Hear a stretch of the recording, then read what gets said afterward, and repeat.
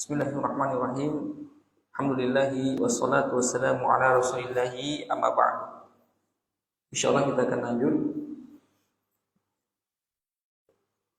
dan masuk kepada poin selanjutnya, yaitu at-tamhidu. At-tamhidu, pendahuluan.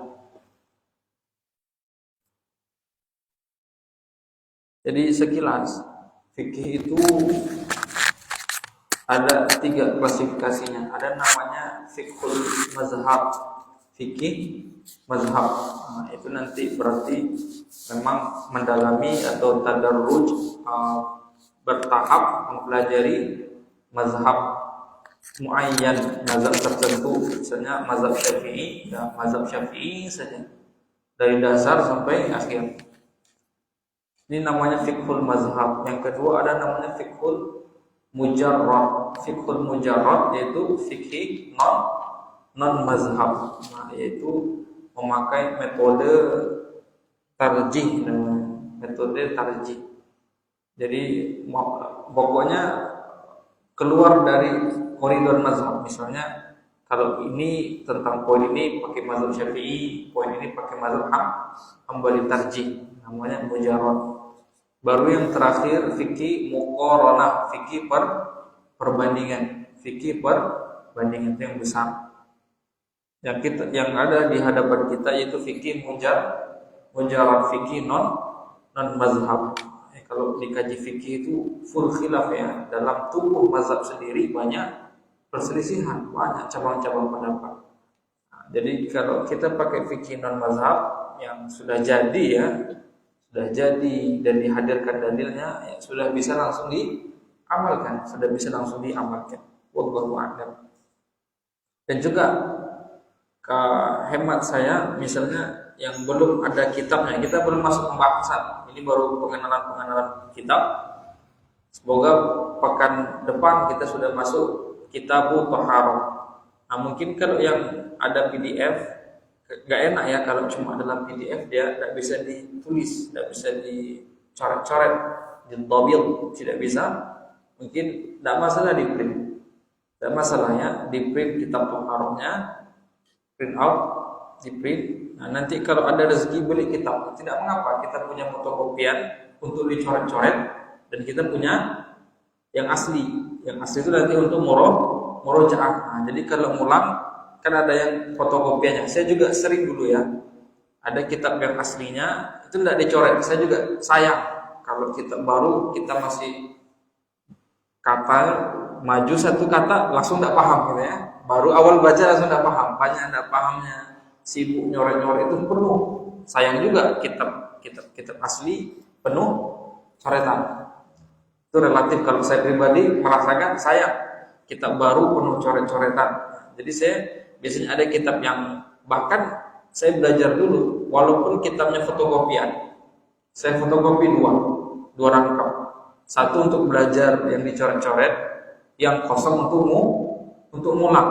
Nah, jadi ada dua rangkap, yang kosong untuk ngulang. Jadi tidak mengapa ya kalau di kitab print tidak rugi, kalau ilmu tidak rugi ya. Di print out mungkin kita Thaharah saja dulu ada 10 bab jadi. Nah, ada rezeki beli kitab yang aslinya. Jadi yang belajar pakai fotokopian, dicoret-coret nanti kita ringkas. Nanti kalau ngulang-ngulang pakai yang asli kan masih gundul. Atau mungkin biar melatih ini ya, melatih kosakata itu punya kitab atau udah punya kitab. Apa maksudnya? Kosakatanya punya kitab atau sudah punya kitab. Nah, sambil melatih. Nanti kalau tidak tahu, lihat yang udah dicoret-coret, nanti lihat lagi harokatnya. Itu untuk latihan, itu penting.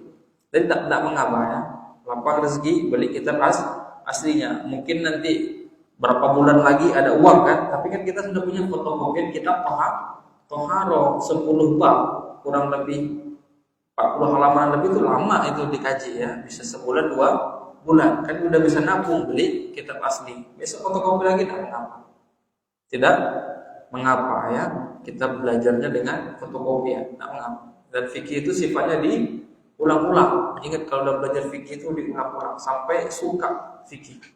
Dan memang penting semuanya ya. Penting, kadang orang mahrumnya saja nggak tahu siapa. rukun sholat tidak tahu, wajib sholat tidak tahu, wajib mandi yang menyebabkan mandi kadang tidak tahu, banyak yang tidak tahu. Nah, itu gunanya penting belajar fikih. Wallahu a'lam. Jadi tidak mengapa ya di print out, tidak mengapa. Kita butuh harus saja. Kita butuh harus saja. Nah, itu untuk dicoret-coret, korek-korek belajar. Nanti kalau ngulangnya ada yang bersih, ada kitab aslinya untuk diulang-ulang. Ini kalau ada orang yang menguasai fikih muyasar ini, benar-benar dia kuasai, dia sering ulang-ulang, dia tahu pembatal wudu apa saja, dia tahu. Tidak mesti tekstual ya, apa maksud saya? Poin-poin saja sudah. Tidak mesti teks sambutkan teks-teksnya enggak. Kalau bisa bagus. Kalau bisa ini dalilnya, ini pertama dalilnya, dua luar biasa. Luar biasa. Rukun sholat apa saja, wajib sholat apa saja, sunnah sholat apa saja, rukun haji apa saja, wajib haji apa saja, sunnah haji apa saja, pembatal haji apa saja. Wah, itu luar biasa. Luar biasa. Ini muyasar nih kalau diringkas, dibuatkan poin-poinnya lagi. Ini kan udah diringkas lagi. Dibuat poin-poin penting. Dan tak lepas ya, satu ibadah itu definisi, rukun, syarat, ya, definisi, syarat, rukun. Jadi kalau ada wajib sunnahnya, pembatal satu lagi, ya, itu penting. Jual beli, orang kalau sudah menguasai rukun dan syarat jual beli dengan baik dan benar, tahu pembatalan jual beli, tahu pula jual beli terlarang, nampak sama dia. Ini boleh nggak? Datang suatu transaksi, tidak dikit, oh ini tidak boleh. Kata ini tidak boleh, ini tidak boleh. Tahu. Itu ya. Itu dikuasai. Fikih diulang, ini penting sekali. Dan kita masuk at-tabhidu, pendahuluan. Baca. Bismillah. Qala muallif hafizullah kumullah. Hafizahumullah ta'ala. Karena mereka banyak. Hafizahukumullah. Wa yastamilu ala niqatil taliyati ta'riful fikhu lughatu wa apa tadi? Ta'rifu fikhi lughatan wa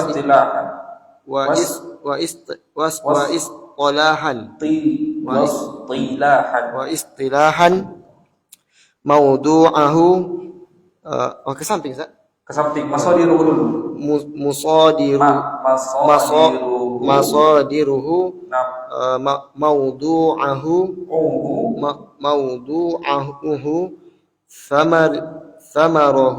thamaratuhu fadluhu makna al-fikhi lughati wa lughatan wa istilahan istilah sudah jadi bahasa Indonesia wa istilahan al-fikhu fil lughati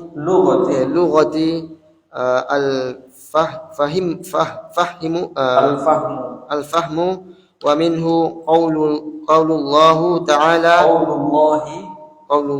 ta'ala anil qaumu su'aibu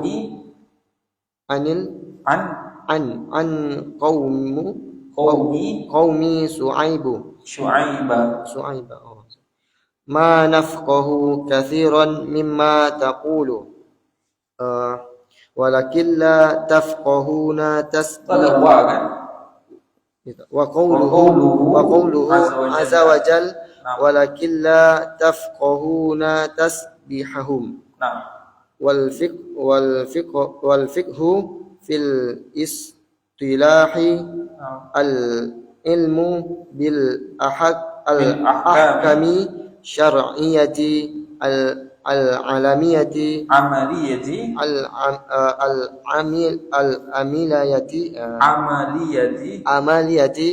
al muktasibati min adillatiha al tafsiliyati wa qad yutlaqu al fiqhu alal ahkami nafsiha. Nah, sampai situ kita terjemahkan. At-tabhiru pendahuluan, wa yashtamilu dan tercakuplah alan itu Nitoki atau nikotu di situ apa? Di sana apa baca? Nakoto. Ada yang sudah nyari nakotanya? Coba cari di HP sebentar. Nikoti ya, coba. Ada yang cari di HP sebentar? Atalia yastamilu ala. Tidak tahu saya nikotin. Hah? Nukoh dari nukoh. Oh, dari zaman nukoh. Oh, titik-titik. Yastamilu ala poin berarti poin-poin ya.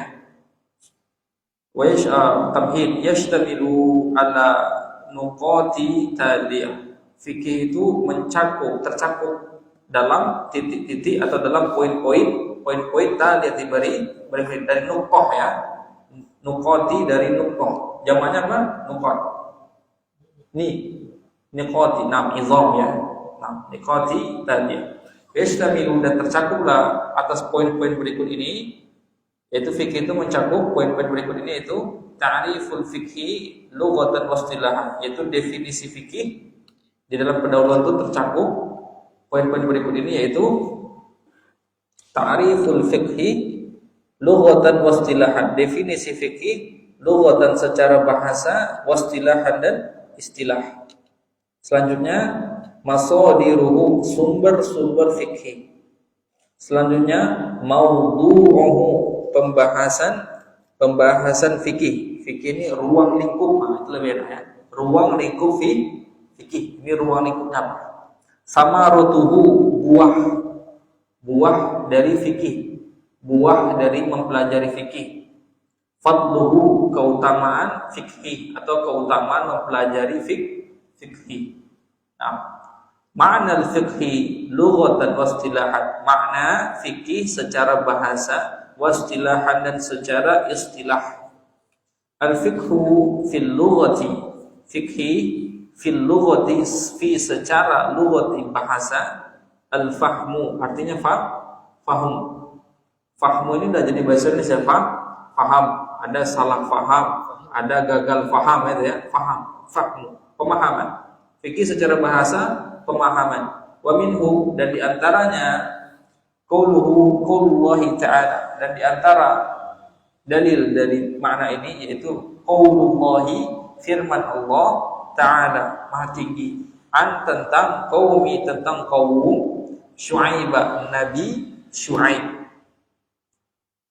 Kaum Nabi Syuaib itu berkata kepada Nabi Syuaib, ma nafqahu, kami tidak faham, kasiron, seluruh atau kebanyakan, mimma taqulu, dari hal-hal yang mayoritas dari hal-hal taqulu yang engkau katakan. Ini kata kaum, kami tidak paham kebanyakan dari pesan yang engkau taqulu, yang kau katakan, dakwah yang kau sampaikan.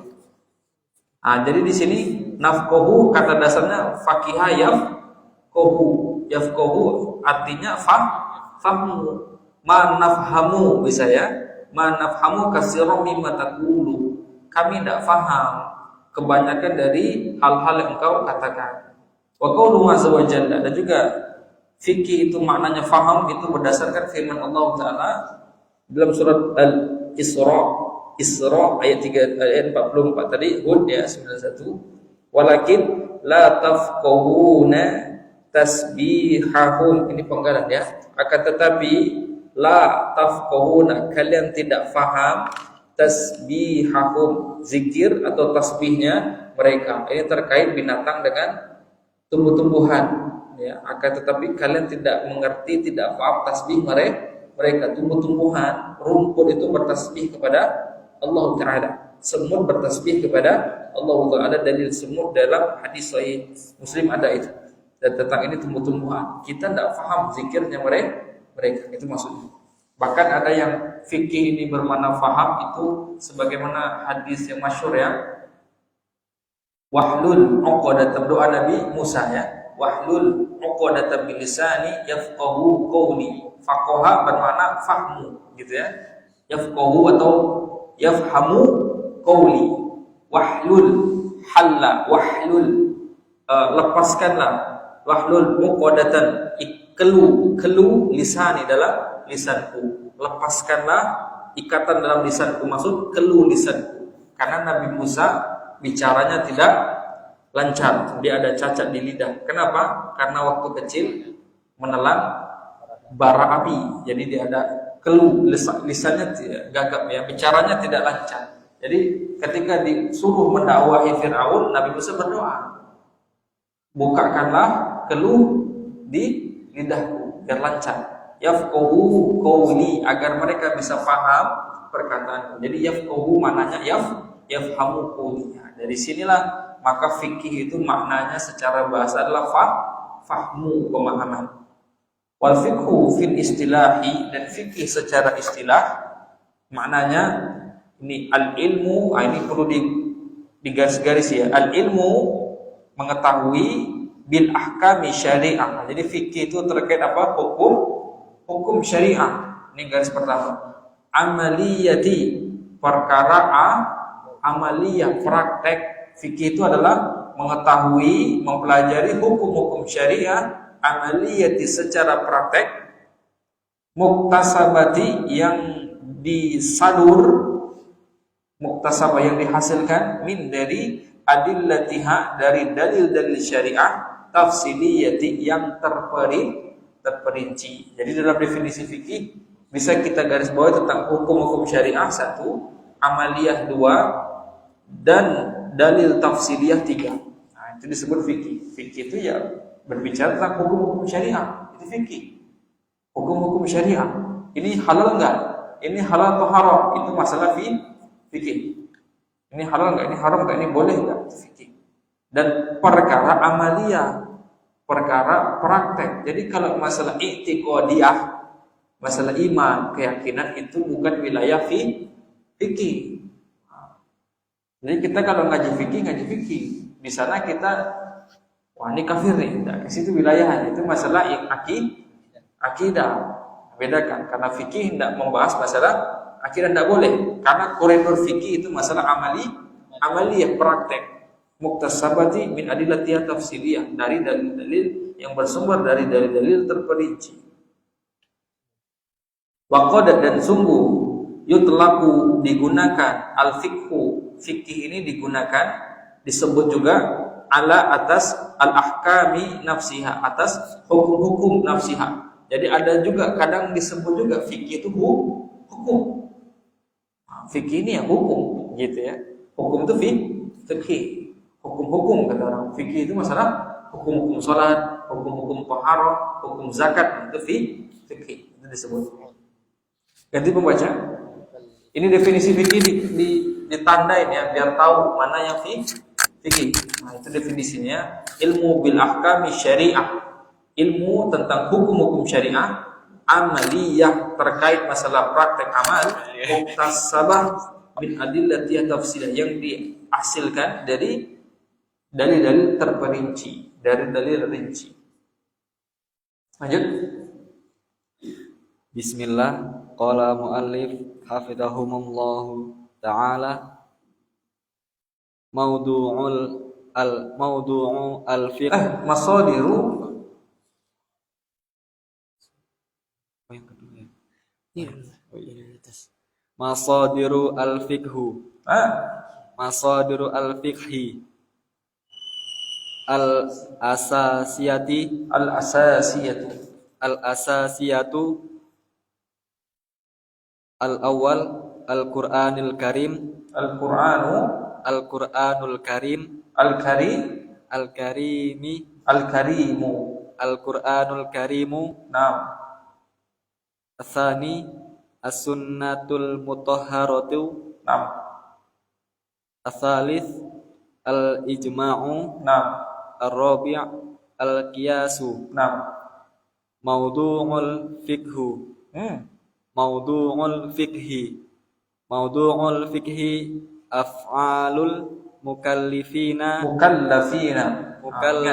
Ini istilah fikih, mukallaf, ingat. Mukallafina minal ibadi ala nahwin amun wa nahwin amin wa syamilin Naam. fahuwa yatanawalu alaqatil insani Naam. ma'a rabbihi Naam. wa ma'a nafsihi Naam. wa ma'a mujtami'ihi Ma'nya fathah. Mujtama'ihi. mujtama'ihi Naam. wa yatanawalul ahkamil Ahkama.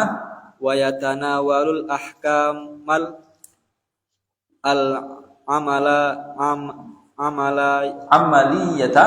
amaliyata wa ma Yasduru. wa ma yasduru anil anil mukallifi Itu sudah lanya sudah mukallafinya yang kasroh, bukan linya yang kasroh.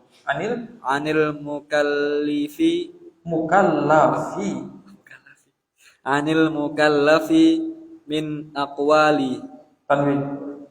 aqwalin wa af'alin wa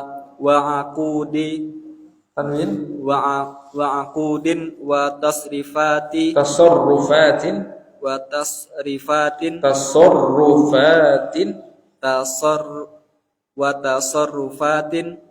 wa hiya ala nu'aini al-awwal ahkamul ibadati min salatin wa siyamin wa hajjin wa nahwiha asani ahkamul muamalati min uqudin wa rohnya ditasydid tasarrufatin wa aqubatin wa jinayatin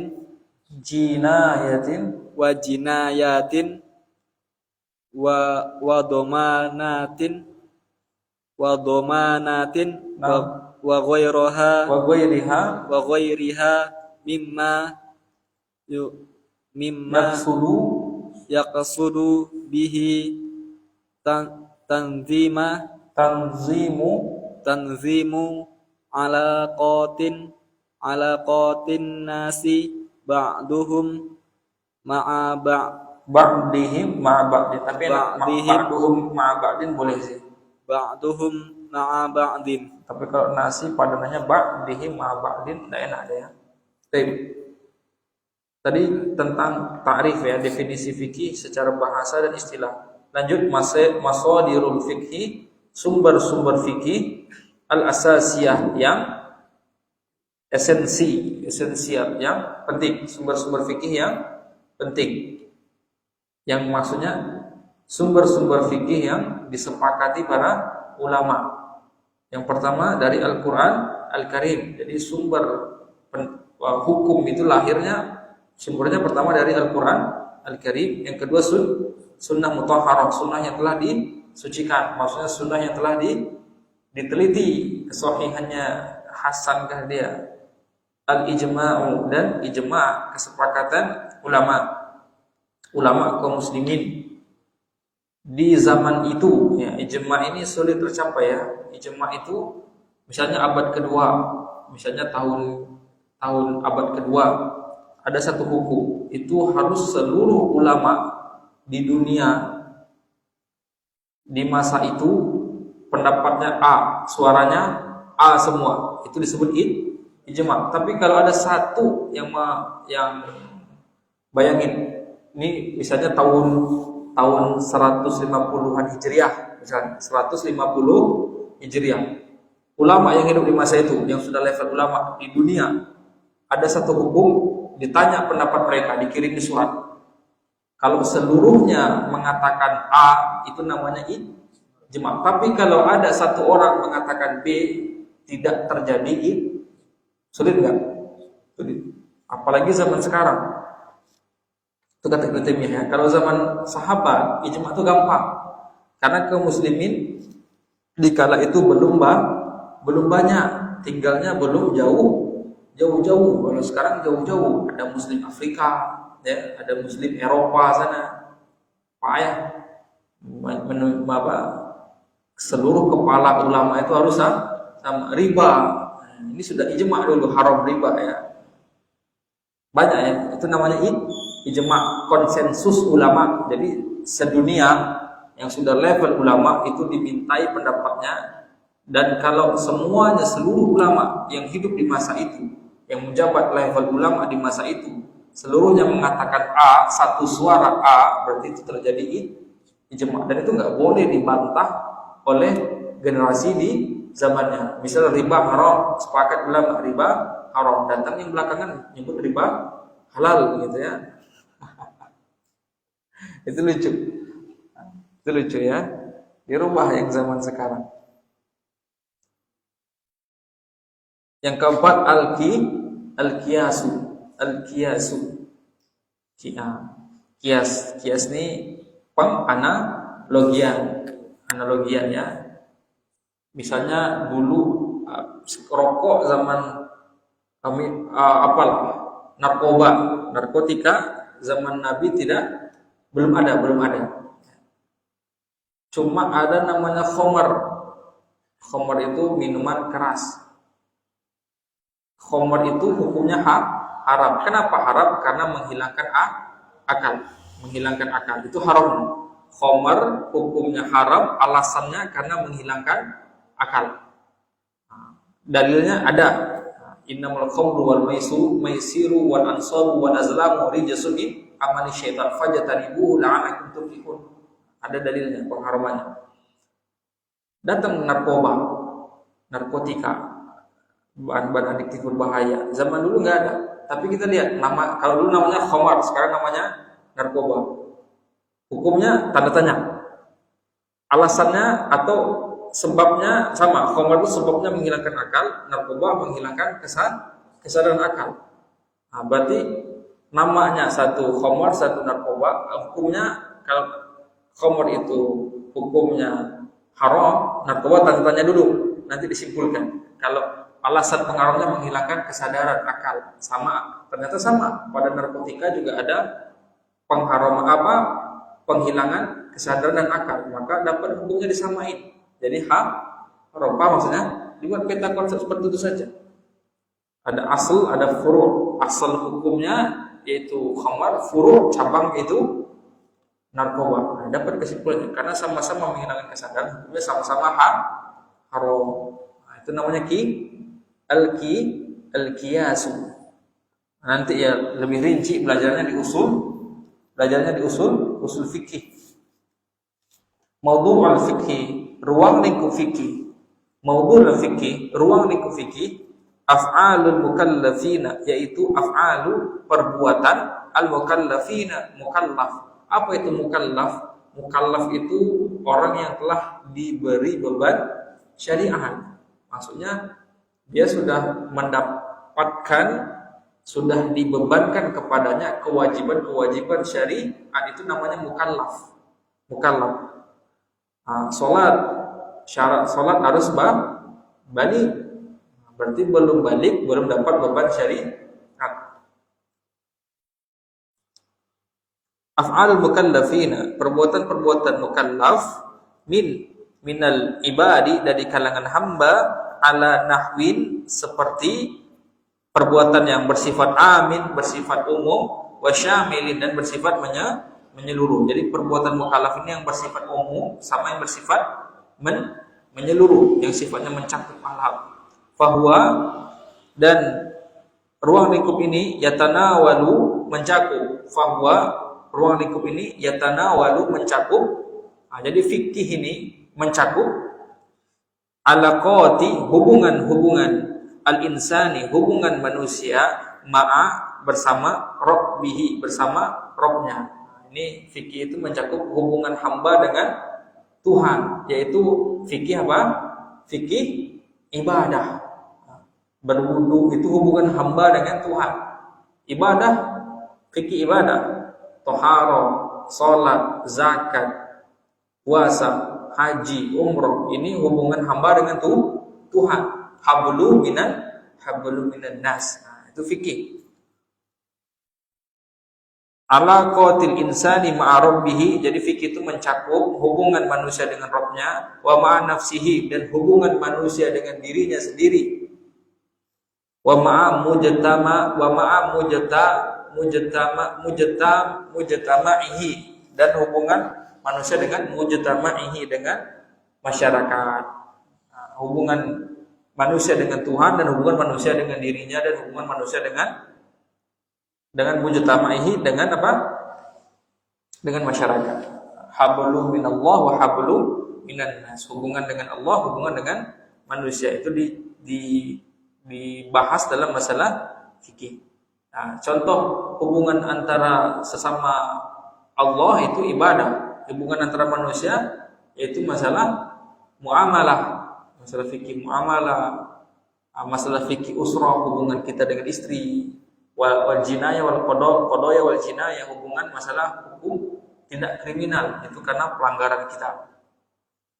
Wa yatanawalu ahkamal amaliyata, fikih atau ruang lingkup fikih yatanawalu artinya mencakup al ahkama, hukum-hukum, amaliyata, hukum-hukum amalan, hukum-hukum praktek amalan, wama, dan segala hal yasduru yang muncul anil dari al-mukallafi, dari seorang mukallaf, berupa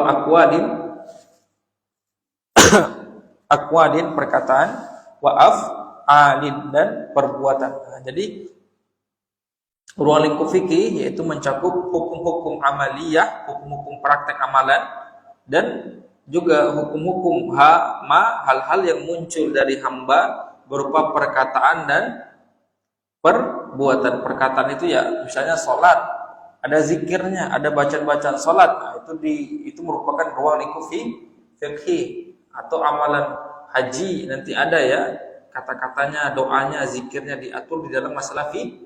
Itu maksudnya ruang lingkup fikih. Jadi ruang lingkup fikih itu ya berupa perkataan, perbuatan, wa uqudin, dan akad-akad. Ini dalam muamalah ya, atau akad nikah itu diatur dalam fikih. Wa tasarrufatin, dan pengelolaan. Tasarruf ini pendistribusian dan pengelolaan atau tindak tanduk seseorang. Tasarrufatihi, perbuatan-perbuatan mereka diatur di fikih. Wa hiya ala nau'aini, dan tasarruf atau ruang lingkup amaliyah ini ada dua jenis. Al-awwalu atau al-awwalu, yang pertama ahkamul ibadati, hukum-hukum ibadah berupa salatin, wasiyamin, puasa, wa hajjin, dan haji, wa nahwiha, dan yang semisalnya. Sani ahkamul muamalati, hukum-hukum muamalah. Nah, jadi hukum-hukum amaliyah itu dibagi berapa? Dua. Hukum amaliyah itu ada hukum ibadah, ada hukum muamalah. Kalau muamalah berupa uqudin, akad-akad, kontrak-kontrak, wa tasarrufatin, dan pengelolaan, pendistribusian, dan perbuatan kita terhadap pengelolaan atau tata cara perbuatan kita terhadap harta, itu tasarrufat. Pembelanjaan barang, penagihan hutang itu tasarrufat.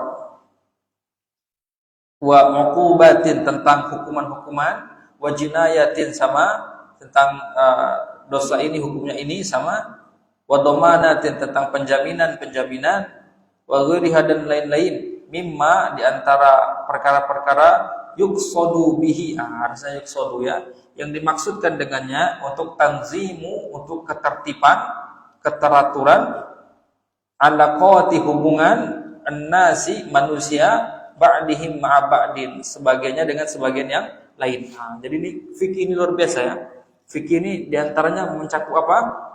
Untuk tanzimu, untuk ketertiban, untuk pengaturan, menertibkan alaqati, hubungan-hubungan manusia, sebagiannya dengan sebagian yang lain. Jadi hubungan interaksi manusia dengan manusia lainnya itu diatur dalam masalah fikih.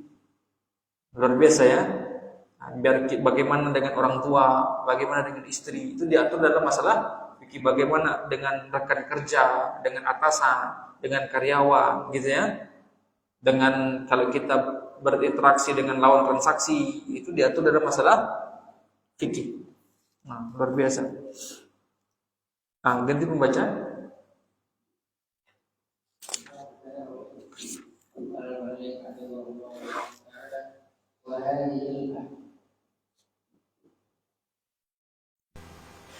وهذه الأحكام يمكن حصرها فيما يلي. الأول أحكام الأسرة من بدء تكوينها إلى نهايتها، فتشمل أحكام الزواج Ahkam تشمل أحكام Naam. الزواج والطلاق والنسب والنفقة والميراث ونحوها. Naam. الثاني أحكام المعاملات المالية المدينة Boleh ya, benar. Madaniyati. المدنية، Naam. وهي متعلقة بمعاملات الأفراد Naam.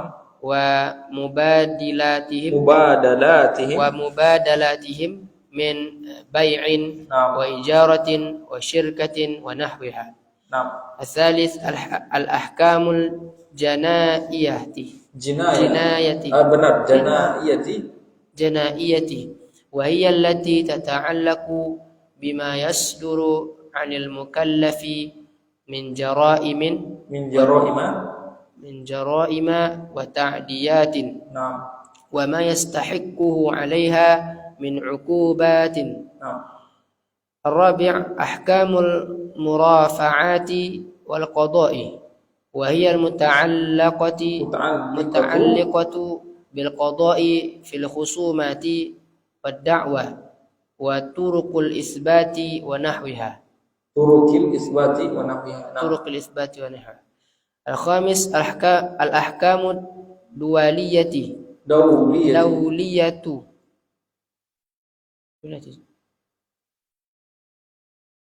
Benar, dualiyati. أحكام الدولية. الأحكام الدولية وهي التي تتعلق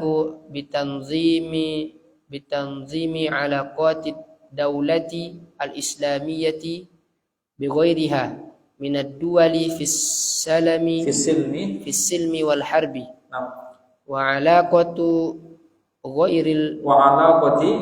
وعلاقة غير المسلمين المواطنين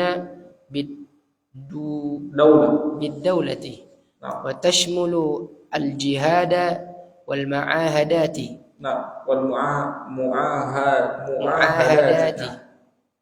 Sampai situ dulu waktunya.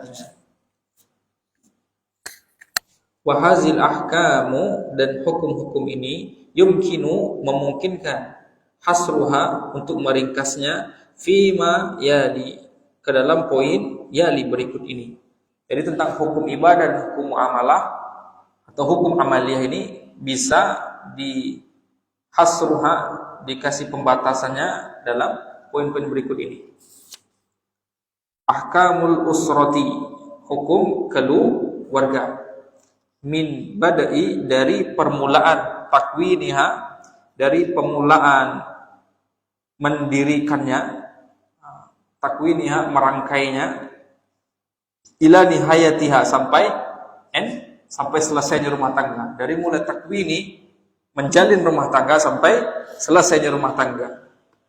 Watashmulu, dan hukum rumah tangga ini mencakup ahkamal zawaj, hukum pernikahan, wa talaqi, dan tolak, ini berakhirnya pernikahan, tolak, wan nasabi, tentang hukum-hukum seputar nasab.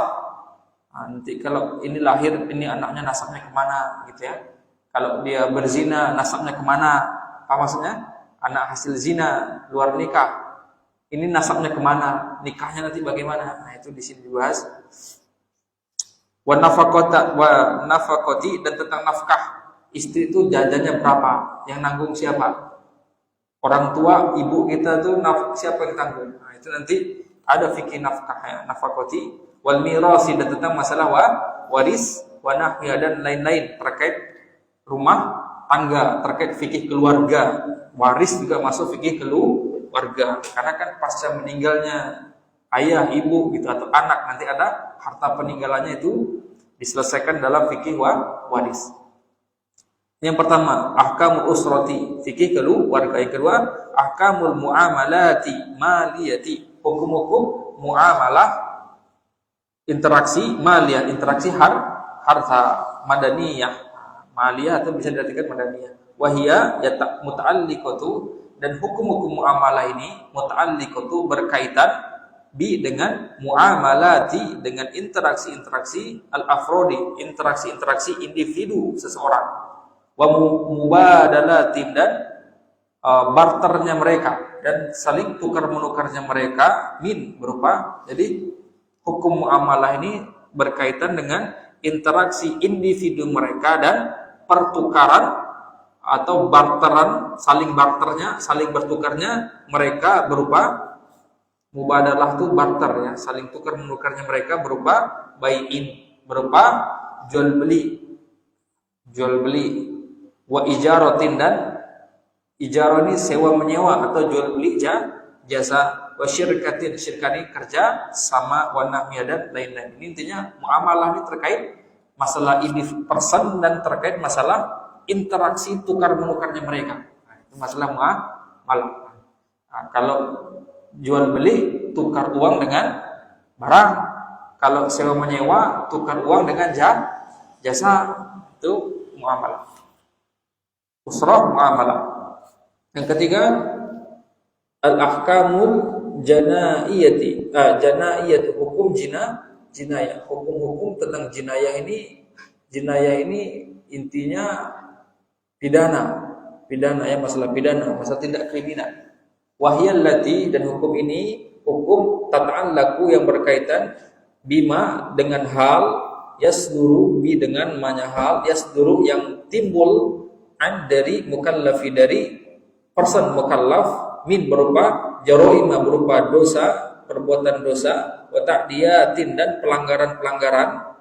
Jadi jinayah ini berhubungan dengan dosa-dosanya si mukallaf dan pelanggaran-pelanggaran mukallaf, wama dan hal-hal yastahiquhu yang berhak atas si mukallaf ini, yang berhak, hal-hal yang berhak bagi si mukallaf ini, alaiha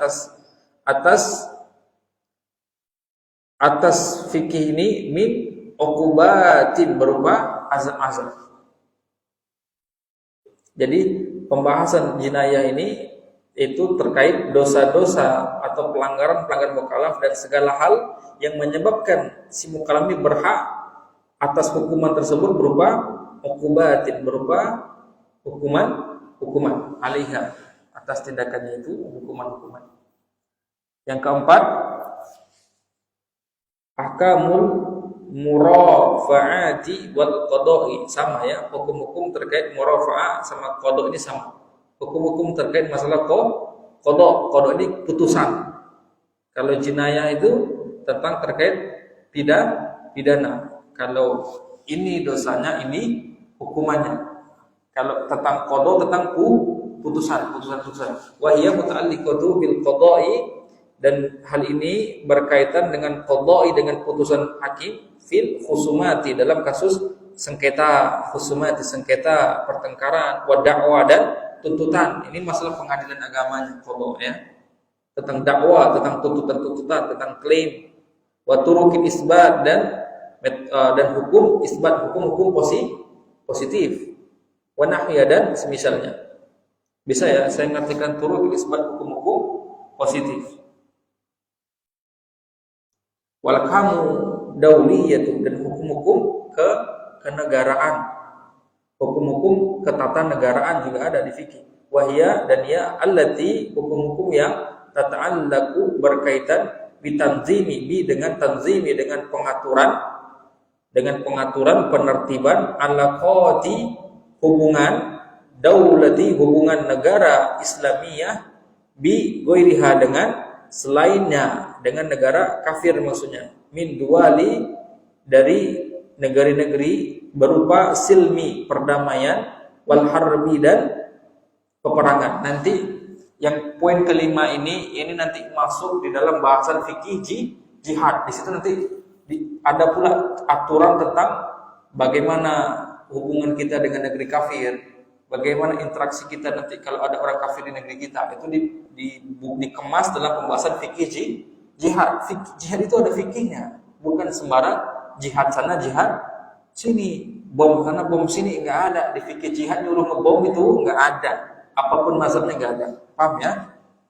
Nah, inilah hukum tentang daulah ini, tentang fikih ketatanegaraan. Itu nanti ruang lingkupnya mencakup hal-hal yang berkaitan tentang pengaturan hubungan antara negara Islam dengan negara kafir, tentang perdamaian, tentang harus perang, ini diatur. Dan juga mengatur bi tanzimi ala qati'il muslimina al mawatini bidaulah, dan tentang mengatur hubungan dengan selain orang muslim, hubungan kita orang Islam dengan selain orang muslim, orang kafir, al mawatinina yang tinggal bidaulah di negara tersebut.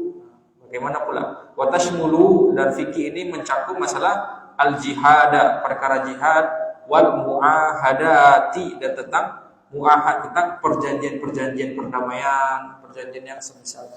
Ini lima hal pembahasan fikih usrah, fikih muamalah, fikih janaiyah atau jinayah, fikih murafaati wal qada, dan fikih tentang ketatanegaraan. Ini 5 perinciannya. Cuma perincian yang ma'ruf di karangan para ulama mazhab, apapun mazhabnya, biasanya fikih dibagi ke 4 kelompok: fikih ibadah, fikih muamalah, fikih keluarga, usrah, dan terakhir baru jinayah dan qadaya, tentang pidana dengan putusan hakim. Itu 4. Karena manusia itu dari kecil dia wajib beribadah. Nanti terus ibadah, sudah balik wajib ibadah. Salat, tohara, salat, puasa itu wajib atasnya. Kalau haji bagi yang mampu, zakat wajib bagi yang mampu, yang punya harta. Kalau nggak punya harta ya nggak wajib zakat. Terus ketika dia sudah sampai SMA, sudah kuliah, tamat kuliah, terfikir mencari kerja, baru masuk ke ranah fikih muamalah. Sebelum kerja belajar fikih muamalah. Nanti setelah dapat kerja, sudah mulai punya penghasilan, terpikir pengen nikah, sepi sendiri, nyuci piring sendiri, masak sendiri, udah capek kerja, nyuci piring sendiri. Nah, baru terpikir nikah, baru belajar fikih keluarga, fikih rumah tangga. Ini urutannya, ibadah, muamalah, baru rumah tangga. Nanti ketika udah mulai rumah tangga, ternyata terjadi sengketa, sering berantem, cekcok, atau kita dengan teman kerja kita punya sengketa, atau dengan tetangga kita punya sengketa, atau kasus-kasus lainnya, baru belajar jinayah wal qadaya. Paham? Ini urutan fikih: ibadah, muamalah, usrah, dan jinayah wal qadaya. Wallahu a'lam bishawab. Yang sudah 45 ya. Sisa poin samaratul fikhi wa fadlu al-fikhi. Baik, itu saja. Wassallallahu ala nabiyyina Muhammad wa ala alihi wa sahbihi ajma'in. Wa akhiru da'wana alhamdulillahi rabbil alamin. Assalamualaikum warahmatullahi wabarakatuh.